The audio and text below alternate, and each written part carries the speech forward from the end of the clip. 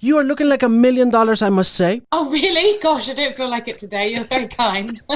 Why didn't it feel like it today? You've been doing promo, you've been doing these great shows, you've been Yeah, performing this song. I mean, I have. It's because I'm growing a little person in my belly. And oh, so it makes me feel like, oh my God, I'm really tired.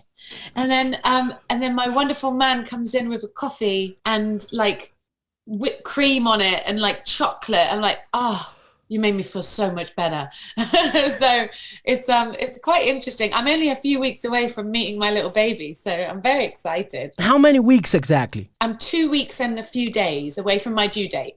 So How? that doesn't mean that it's going to come then, but it's kind of exciting.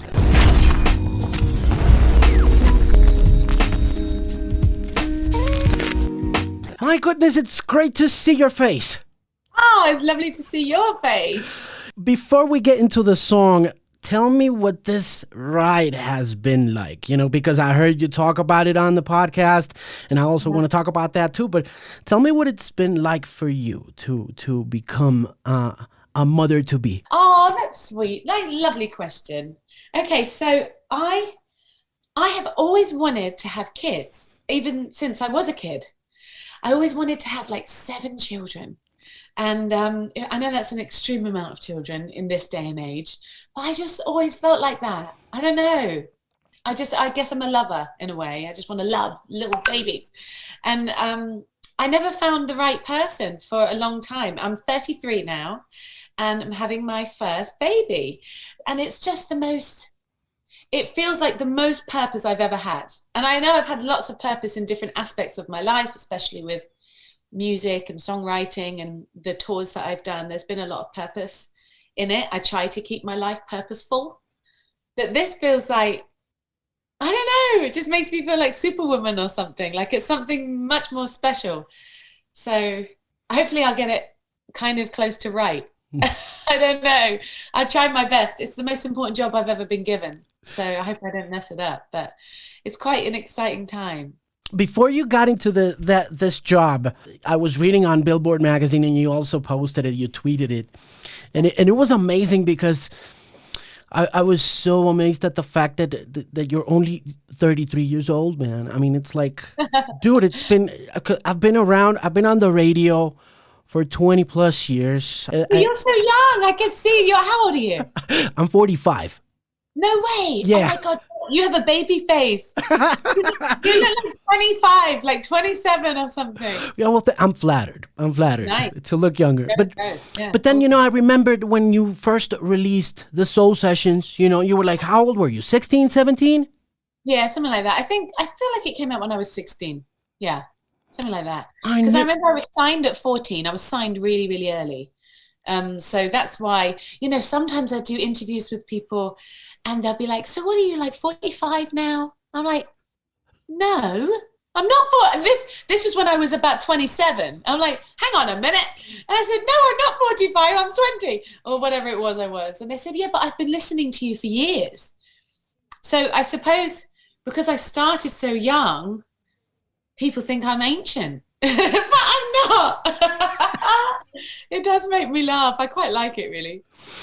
I know. I think it's crazy because you started at such a young age, and I want to ask what it was like. If you would like to reminisce about those times and about the massive success that you went through. Because the Soul Sessions was this breakthrough record. It was something that happened before so many other people got into soul. You were like 14, 15 years old working with your songwriter friend, and what was that like? Well, I suppose for me, I'd never had another job. So because I was so young, I went from school, which I didn't really enjoy so much, and I wasn't really interested in going there, to this job that I still do today. So I didn't have anything to compare it to. I was like, okay, so this is work, and my dad and my mum had instilled good work ethic. So, the record labels, they just ragged me pretty hard. They just had me do every interview in the bloody sun and touring and singing live. And all of that just happened immediately. There wasn't a period that I can look back at and go, oh, that was the year that I was figuring things out. That is not what happened. I had to just do it, like head first, even before I figured it out. It was like, right, okay, you're a baby, you can sing, go. And that was it. You were on stage in front of thousands of people immediately. So yes, that is terrifying. And yes, I was terrified. And I did a lot of like, shaking in my boots and bursting into tears. But that's what we all do when we're young, no matter what we're doing. So yeah, it's really hard for me to compare it because I have literally nothing to compare it to. It's just a lot of hard work. And now I feel like I found a balance because I've chosen the bits that I really love and I do a little bit of the stuff that is like the work part, but I've balanced it now. So you've got like the love and the joy of collaboration and writing and music and performance. That's like a good 70% of my job. And the rest is, the work, bits and bobs. You've got to do photo shoots. I avoid those, haven't done one for years.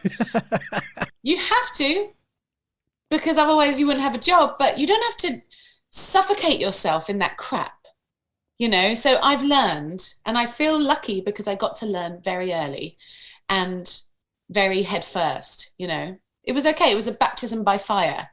And it must have been hard. I mean, like, I don't know how you process being a teenage celebrity. It's like the very first time I get in touch with someone who became one at such an early age. Yeah, that is the bit that I disliked.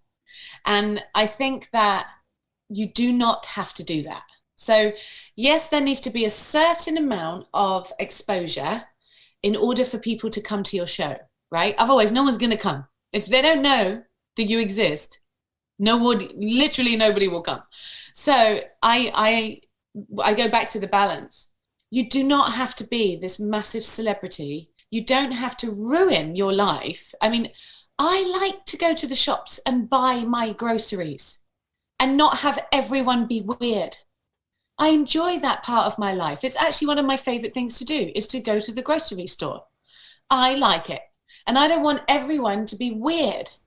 And when I was very young and I was doing those, the soul sessions and Mind, Body and Soul, which, they sold millions of records and there was so much promo and constant photo shoots and constant red carpets.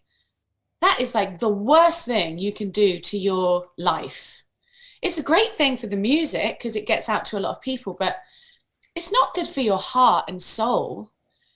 I didn't like it. I would go to the shop at home and everyone would like stare at me weird. And I go to the pub and like some people would just be like odd, and maybe not want to talk to me, or maybe they wanted to talk to me only because of that. So all of your relationships start to become disingenuous. And I thought, I don't want this. I just don't want it. So I stopped doing any promo in England, certainly in England, because that was where I live there, right? So you decide, where are you going to live? And then you decide where you're going to nurture your career. You do not nurture your career where you live. Just enough so then people come to the gigs when you want to do the gig. Because otherwise, essentially what you're doing is ruining your life. And that is not positive. So I think the balance is good now because I can play pretty much anywhere. And people that want to come, they'll hear about it. They'll know. The fans that I've kind of gathered throughout the years, they have been so loyal. They just stick with me no matter what. And it's wonderful because I'll do different styles of music and no one gets mad because I'm not like this huge, massive Madonna situation. So I can be creative musically. And the people that are the fans, they're just with you no matter what. And it's just a lovely feeling, but it's more homegrown. It's more smaller. I like it better this way. Sure. It must definitely be better. Oh gosh, yes, absolutely. And it will be better for my baby. It will be better for my husband. It will be better for my mum. It's better for all of us as a family. I like this better. And it's better for the music because I'm not pissed off all the time. How'd you get into soul? I think it's part of our food where I'm from.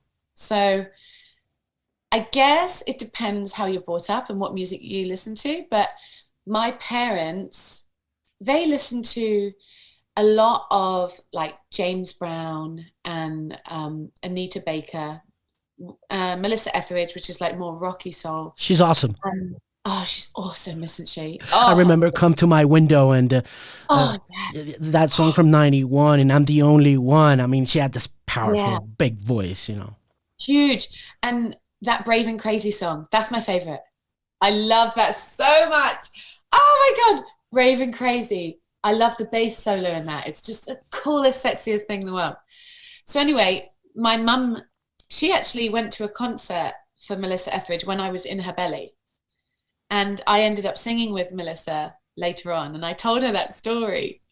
And there I am singing with her. It's just such a crazy thing how, you know, this world is a very small place, really. But yeah, so my parents they just had really good taste in music. And I suppose out of the four children, I really locked on to the more R&B kind of bluesy approach. Whereas my sister was more into, I guess she was more into pop when we were younger. And my brother was into like Blink 182 and like, Cool. you know, the really, I don't even know what to call it, but Well, what kind of genre is that even? like the new punk and stuff, like the Yeah, new, like punky, more punky stuff. yeah, cool. And my brother Daniel, it was like some of the music he wasn't allowed to play in the house because it had a lot of cuss words in it. You know, it might have been some rap or something crazy. But he ended up, what was that? Pink Floyd. He ended up getting into that, which my mum was really into. So we had a lot of music going on, a lot of choice. Reggae was a huge thing in my family home. Linton Kwesi Johnson was a huge thing. So I suppose you just grab onto what you love, don't you? And then you kind of consume it. That's my logic. I don't know. Soul music is a really general term anyway, because soul music can be within it a lot of different genres. You know, it's not really a genre per se. It's more of a feeling. And I learned that when I was doing the world tour, because we were doing all these collaborations with people from everywhere. And soul is just everywhere. It's just in us as human beings. If we can mean something and help someone else feel what we are feeling, that's soul music. Doesn't matter what rhythm you're using, you know? Yeah, sure. Yeah. Especially when you started, because I mean, you were singing a soul version of a really indie DIY lo-fi hit back in those days, which was, you know, "Fell in Love with a Girl" by the White Stripes, you know. So it was like a 180-degree kind of a twist on something that was pretty fashionable back in those days, but it wasn't. But the twist itself, you know, just like you say, you know, gave it a lot of soul. Yeah, totally. So the chaps that did "Fell in Love with the Boy," the production of it, they were the Roots. Yes, I know. I was going to ask you about that. Questlove was there. I mean, how that was my next question. What it must have been like for you to be 15, 16 years old, being in the studio with Questlove and the Roots. Yeah. So as I was so young, I didn't know who anybody was. I didn't know him. I didn't know. I mean, that's not true. I listened to the record. There was a record that I used to listen to from the Roots that had that one song in it. The C 2.0. That's the one. That was the big one, wasn't it? The R&B. Yes, Yeah, that is exactly the song. With Cody Chestnut. Yes. So that was the one song I knew from them prior to meeting them, I think. I think that was the song every single one of us knew, you know, like yeah, the that Roots, was the biggest one. You know, the Roots were pretty big back then. You know, they had, you know, Things Fell Apart in '92 and stuff like that. But it was like, you know, in 2002, 2003, you know, they went big on MTV with the C 2.0. Oh, that must have been then when I was like obsessed with it. Yeah, so I suppose that was their resurgence, you know, and then so Steve Greenberg, the guy that signed me, they must have been on his radar because he suggested that. He was like, hey, there's these amazing guys from Philly. Let's do this, because we had a whole record of live kind of recording. Well, there were live recordings. God knows why I was doing that at 14, but I was. So we were just recording these things with these legends, but all of these legends were, I suppose, between 50 and 70 years of age. So they're Miami soul, amazing people that have been around for years and years. And I suppose maybe Greenberg was like, we need something a little younger on this record. So he thought, let's get the Roots on board. Of course, I'm just following everyone's lead. I'm like, okay, I don't know, I'm in. And I loved it because it was like meeting new friends. And I wasn't nervous of them or anything. I was nervous of the job, but I wasn't freaking out because I didn't have this prior knowledge of these people where I could get into a starstruck position. I think that's important when you're working with somebody. If you're super starstruck by them, how can you be yourself? You know, but I was just meeting these lovely, lovely people that were trying to help me in my dream. And it didn't matter who it was. And it was just free falling. And Betty Wright was there helping me get things right, trying to stop me from sounding like an idiot. And I think she did a very good job, So it was a lovely experience, really. It was better because I was so unaware of everything that goes on behind the scenes. I was just trying to sing. It's been an interesting ride, hasn't it? Yes, it has. It has. The world tour was the best bit. That was the best bit for me. What was that like? It was crazy because it was so everything. It was like you miss out nowhere. So if you've decided to do something as large as that, as like it is a bit of a mountain, Even when I started, I kind of was thinking about the finish line in a way, which isn't the best attitude to have. But I was like, how am I going to do this? Is this possible? And then I thought, well, I guess I'll just give it a go. I'll just try and find out. Maybe it is, maybe it isn't. But, so for like 6 years, I was thinking that, is this possible? And it is. It's not that hard. Music is everywhere, literally. We're humans. I haven't been to one place on this planet, and I've been to a lot of them. I haven't been to one where people go, oh, music? Oh, no, we don't do that here. It just doesn't exist. Doesn't happen. Nope, does not happen. So it was quite eye-opening, and it was more fun than I've ever had, Was it stressful? Yeah, I mean, it can be stressful when you're going into countries that are like, war-torn or under siege, so when we were going into Libya, that was a bit stressful because the place we were going to was under siege. So we were like, just worried a little bit. And then you think, people live there. You remind yourself, you're like, no, people live there.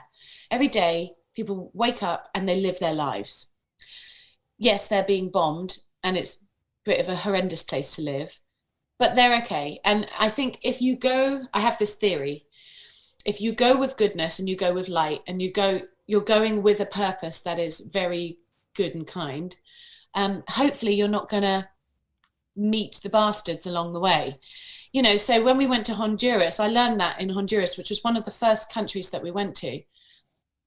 The guy said to me, I was like, isn't Honduras the murder capital of the world? And he goes, well, yeah, but it's about as dangerous as Miami if you go into the wrong part of Miami. He's like, if you come here and you go and try and score some drugs, yes, you are going to find yourself in a little bit of trouble.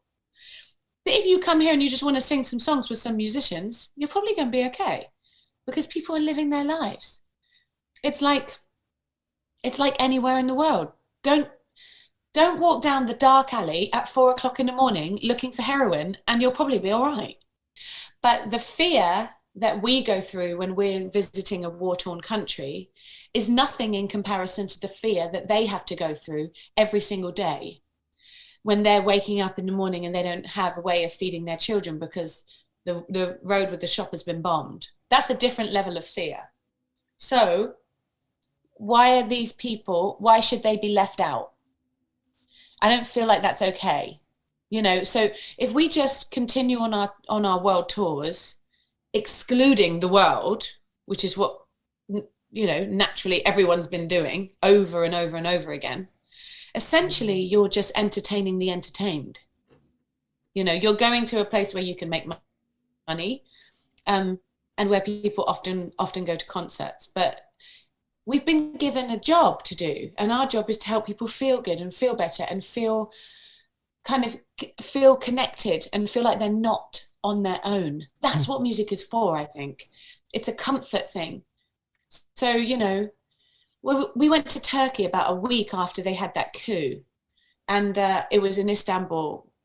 And we were going to do this festival, and every single band on the festival, I think bar one, they all cancelled. And the promoter was like, "It's okay here. I promise you, I wouldn't tell you that it's not okay. You know, you have to listen to the advice of the people on the ground." She said, I spoke to her on the phone. I said, are you sure that it's safe for me to bring my band? You know, because not just me, I'm looking after everyone. And she said, "You have my word, everything is good. The coup is over. It's done. It was last week." You know, my band were a little bit nervous, but they all decided to go. And I remember her being gutted because everyone's cancelled.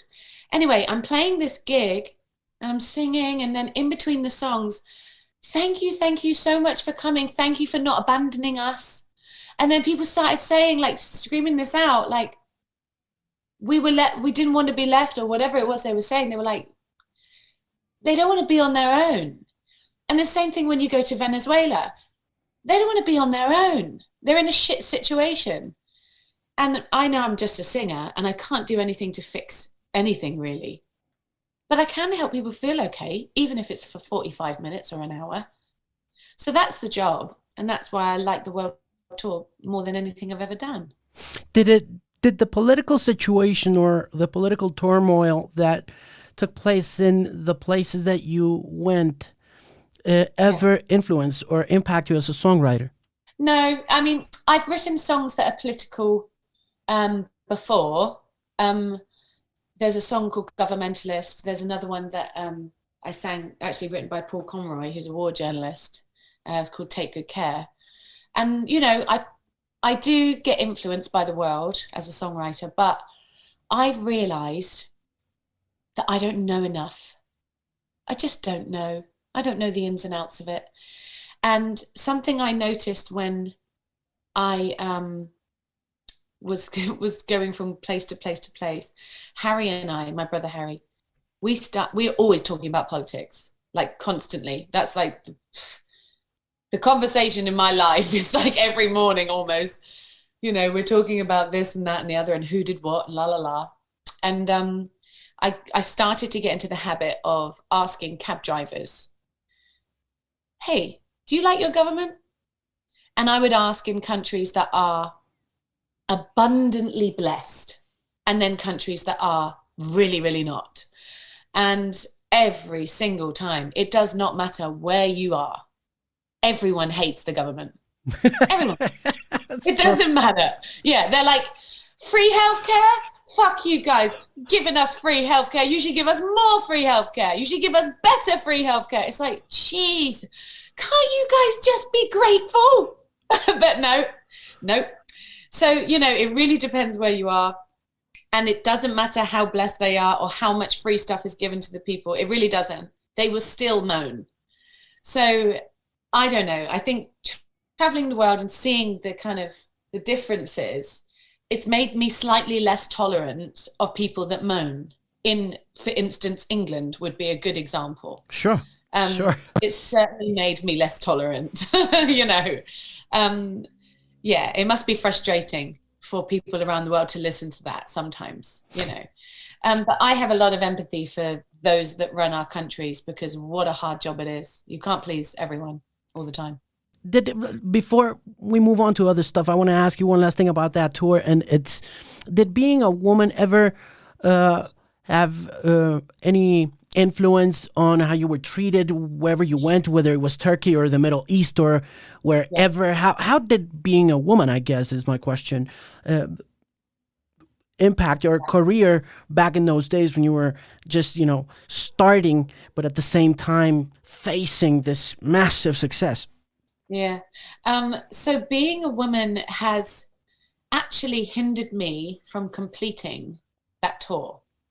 So I visited every country, but I played every single country but one.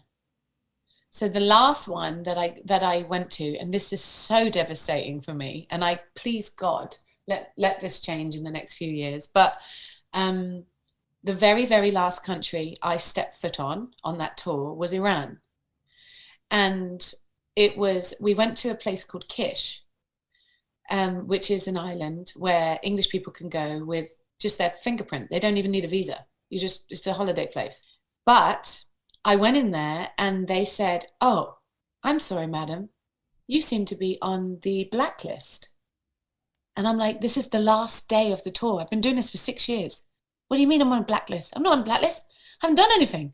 And they're like, okay, so you and your team need to come into this room and we are going to decipher why you're on a blacklist in Iran. I'm like, oh my God, am I going to go to jail in Iran? Anyway, so I'm there and I'm thinking, how can this be happening? I just had it was so odd because when I got off the plane, I put my one foot on the concrete on the floor, and I had this overwhelming feeling that this was not it. Because that was the last day. I was like, surely this cannot be it. It can't have been that simple, really. I mean, I know it's long, but it was quite simple. It was just moving from one place to the other. Anyway, I go in there and they say, "I'm ever so sorry, but you do know that it's illegal for a woman to publicly perform in Iran." And I said, I know, but I'm not going to publicly perform. I'll perform because that's what I do, but not publicly. And in other places like Saudi Arabia, that was fine. So, but you can't publicly perform there either. I mean, you can, but it's really hard to get permission. So yes, as a woman, you're not allowed to do that. Oh my gosh, it was so awful. But they were the nicest people I have met on the tour. They felt terrible, but they were like, "I'm ever so sorry. We have to deport you." So I was, oh my God, how is this happening? And yeah, the guys, they were just wonderful. And the funny thing is the first thing they said was, "Okay, first of all, I would like to welcome you to Iran. Thank you so much for coming. And we're so happy to have you. And we want you to go back to your MC and come back." I don't know, maybe I'll get off the blacklist. I have no idea. But certainly being a woman there as a performer is not the most ideal and sort of makes me somewhat a criminal, I suppose. But I didn't do it. So it didn't happen. You know, there's other stories, you know, about men treating me differently and, you know, maybe not speaking to me at all. But I don't mind so much with that. That's just them being nervous because we're so powerful.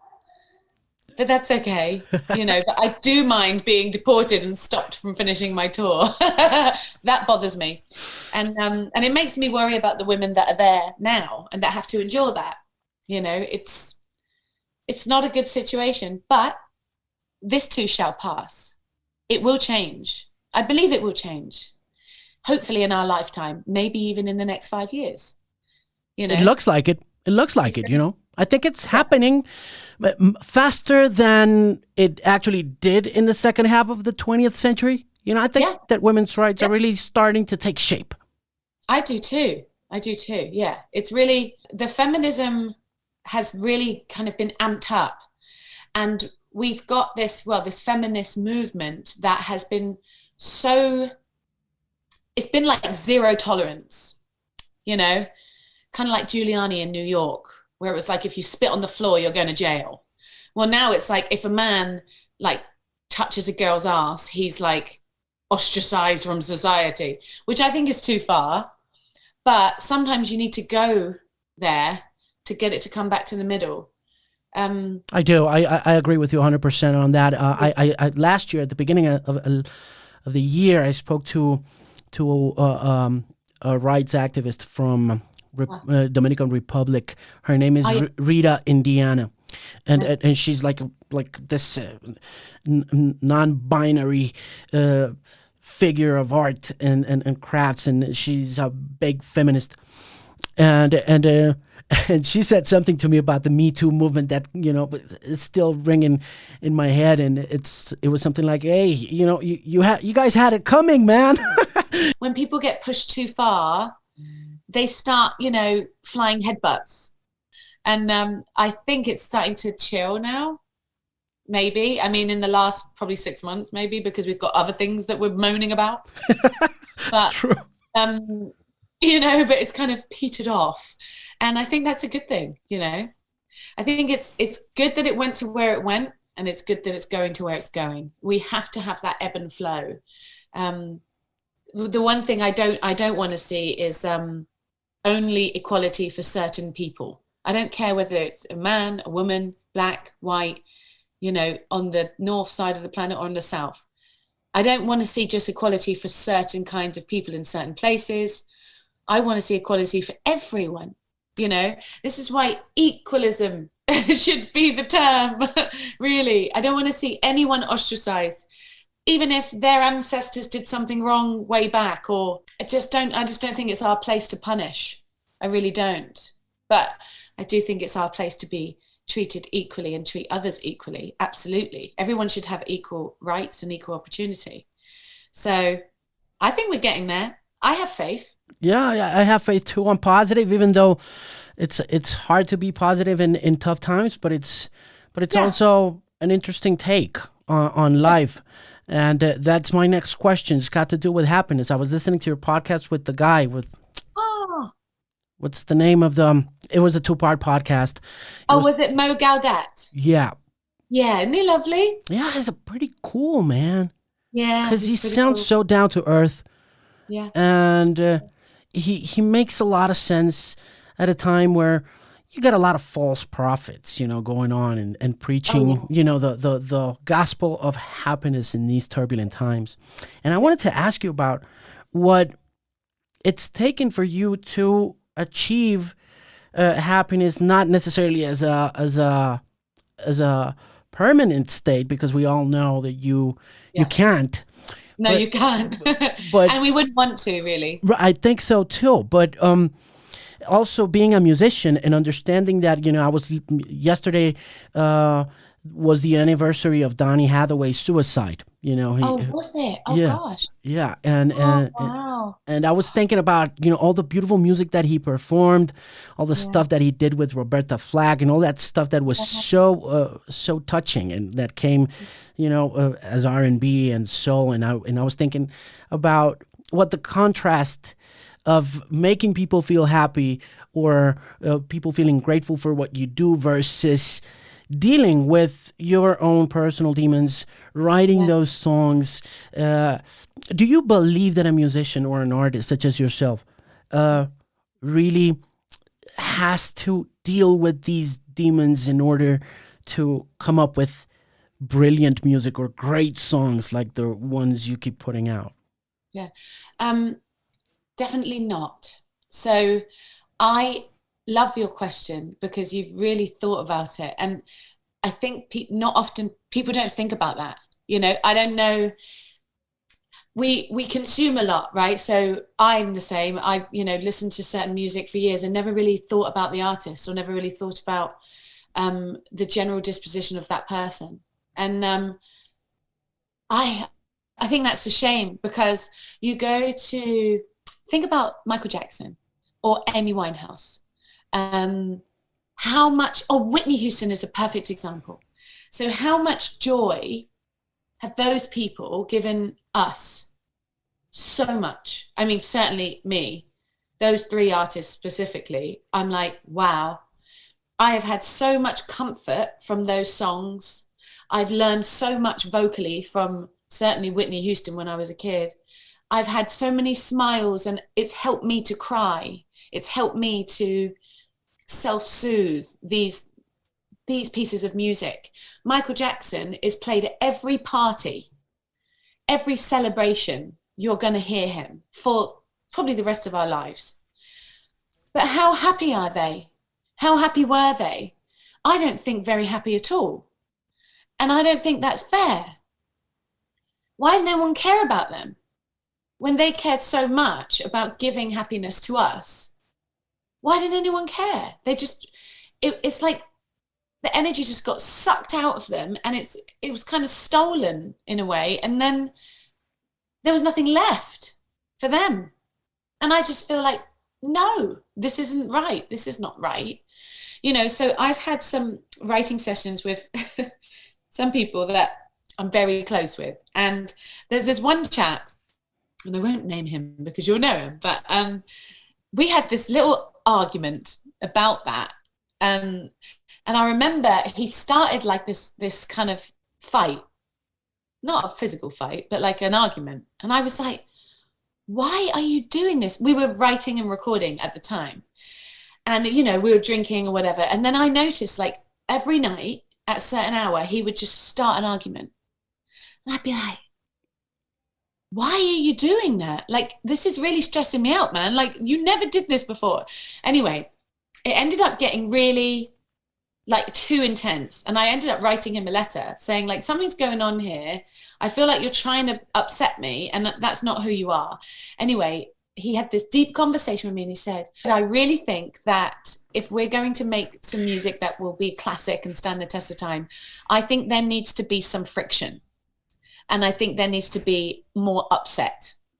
Because if you look at Marvin Gaye or Donny Hathaway and people like that, they were upset and they were on drugs, or they weren't, maybe Donny wasn't able to come out. Like, there is this huge drama that surrounds those pieces of music. So he was trying to nurture the pain. And he genuinely thought that that's how you get good music. I know another artist that was a very big fan of Marvin Gaye. He decided to start taking drugs because that's what Marvin did. And, Marvin Gaye's dad shot him. I don't know why. I mean, I'm sure there's many different stories or reasons why, but I cannot imagine that was a happy life. But I, a million, bazillion % do not believe that that's why he was a good singer. I just don't believe it. I've made very conscious decisions to try and be happy. I think a sick nurse cannot heal anyone. I think you have to try. I mean, yes, I'm a very emotional person, and some days I do just burst into tears for no good reason. That's me, but it doesn't mean I have to be putting drugs before music or deliberately trying to have drama. We've got enough drama. We don't need to add to it. First of all, that's fake, and nothing about it is real whatsoever. But to think that you have to make it up, there's enough drama in this life. You do not have to add to that. You do not have to feel that you are not valid as an artist because you laugh a lot. That's a good thing. So I think, the encouragement of the drama is the biggest problem that we have today in general, not just in music, but in conversation, in politics, online, in all different forms of art, in the office, in our friendships. That obsession with drama is the thing that makes life miserable. And I just don't buy it, man. I'm not into it. And so far, I'm doing okay without it. I know I have my days, but it's okay. We don't need that shit. No. I think it's great. I think it's great what you say. Listen, I have 5 more minutes to talk to you. So, so here I go. Walk with me. Take me through the process of working with people like Booker T. Jones. I mean, you're working with a legend here. I mean, you worked with legends over the course of your career, but it was like when I heard you talk about Booker T. Jones, in the interviews that I read and saw before this conversation, I was like, oh my God. The first thing I thought was, oh my God, that guy's still alive. It was like, it was like, wow, dude. Right? He's just very sweet. He's just a very sweet, lovely, lovely man. And he just agreed. You don't get if you don't ask. So we asked. And as we were in this pandemic, everyone's recording their own bits on their own. So he did his on his own. We sent it to him and he played. And I just feel very honored that he would even want to play with me. He's Booker T. Jones. I know. So it's like, wow, you want to play with me? Oh, but you know what's funny is I have a little bit of history with him. Not that much, but I met him when I was 14, when I was about to be signed. And I think Steve Greenberg, the guy that signed me, he wanted me to have a mentor because I was a child, you know, I didn't know what I was doing. So he wanted me to have a mentor, and he brought Booker T in to see if we could do the project together. And that's why I met him. I have a memory of that day, but I wasn't quite sure what we were doing. I was just meeting this guy, like I said, just another lovely guy that was sweet and helpful. And we played a little bit, sang a little bit together, and I didn't see him again because I think another project came up. I have no idea, but for some reason, that was the only time I saw him. About 10 years later, I saw him again on stage at a festival in America, and we ended up singing together. He was playing organ, and I was singing Crazy by Niles Barkley, and I'm pretty sure that was the Roots were there, and we were all playing together. So that was my memory of that, and I thought, oh wow, there he is, that's Booker. And he remembered me from when I was little, and it was just like, I don't know, I feel like he's like a granddad or something to me now. And we just kind of, I don't know, always cross paths, and now he's playing on a record, which is just so special, you know? He's such a lovely guy. Such a sweetheart for doing that. What was it like to record this in the midst of this whole thing, and how did the events of the world influence the way you wrote Walk With Me? Yeah, so Walk With Me was originally a song written by Jonathan Shorten. So Jonathan is a writer that I've worked with since I was a little girl. I actually wrote Jet Lag with him, which is one of the first songs I really had a hand in writing. So I kind of learned how to write with Johnny. And he did the music, and a chap named Connor Reeves, he did the lyrics and the melody with me. So he really taught me a lot. And then through the years, I've just worked with Johnny a lot. Anyway, so he comes to Brooklyn last year where I was living, and we just randomly were just writing, just because I needed to write some new songs, really. And he goes, hey, Chelsea, I've started singing. I was like, you what? After all these years, you started singing? He's like, yeah, I've started singing. I've started writing lyrics. So I'm like, oh, let's hear some. And he goes, I have this one song. I think you're going to like it. So he plays me Walk With Me, which really was a love song. And I was like, wow, Johnny's voice is really good. I didn't even know that it existed underneath that sweet little demeanor where he just plays keys, you know? So anyway, it's this lovely, beautiful love song that is very much like a wedding song. That's the way that I could explain it. It's like walk with me through life, you know, down the aisle kind of lyrics. And he was like, you know, I'd love it if you give it a go. Maybe you could write some lyrics to make it more you. And I said, okay. But as I was in it, everything started kicking off. You know, the world started falling to smithereens.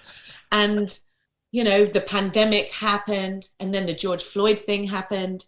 And then that obviously created an abundance of drama and upset that just continued rolling and rolling and rolling. And then, I mean, it was just that year. Wow, what a year. So I just thought, no, the issues, of course, we've got lots of issues which we can pinpoint, and we can talk about all of the issues specifically. But I think the general issue, which is what I was just kind of saying to you about the negativity, the encouragement of negativity, that is the problem. I wholeheartedly believe it. If you have this passion of love, you can move forward, you can be productive, things can get fixed, you know, illnesses can be healed, arguments can be solved. If you have a passion of hating the other side, whoever the other side is to you, it is so not productive. It's so unhelpful. It is so unhealthy. So I'm seeing that. I know people that vote right. I know people that vote left. I know people that can be totally male chauvinistic. And then I know people that are absolute feminists. And they're all lovely people. They're all lovely in their own little way. And we've all got our foibles and we've all got our little arguments and our little disagreements. But really, the love and the heart is there. We just need to remember that we're in it together. And we might disagree about how to fix it, but we all want it to be fixed. So that's really what the song ended up being written about. It was walk with me, meaning everyone come together, not just me, but through this drama, through the fires. There was also fires in California, which is why the first line is walk with me through all the fires in the land. There's California, there's Australia, they have these fires. I remember seeing something online, this guy was saving a koala from the fire. And that was like his purpose. That's what he was going around doing, picking up wildlife. And I thought, he's in that together. He and that koala are in that together. We're doing this life together. And there's these beautiful people, an amazing amount of beautiful people all over the world just trying to help. So that's really what I wanted the song to shine a light on. It was just, come on, we can do this together. So I hope that that's what people get from it. I really do. I really do. And we're getting that, absolutely, 100%. And we're going to be playing it on the radio all year long. That's nice. But if you got more music coming, we're going to be playing that too, Oh, you're so lovely. Thank you. So this is a one-off, but there'll be more later. There'll be more in the later of the year. We miss you performing live. You came to Bogota, Colombia a while ago. It was great. It was an absolute sensation. It was amazing to see you perform. And we look forward to seeing you perform once again in the near future when this whole thing is over. Yeah. Take good care of yourself. Say hello to the hubby. Tell him congratulations on the coffee. I'm happy that he is taking good care of you. Yeah. Lovely. And all the best with the motherhood thing. Thank you so much. It's been lovely chatting to you. Take care. It's been lovely talking to you too. Take good care. Good night.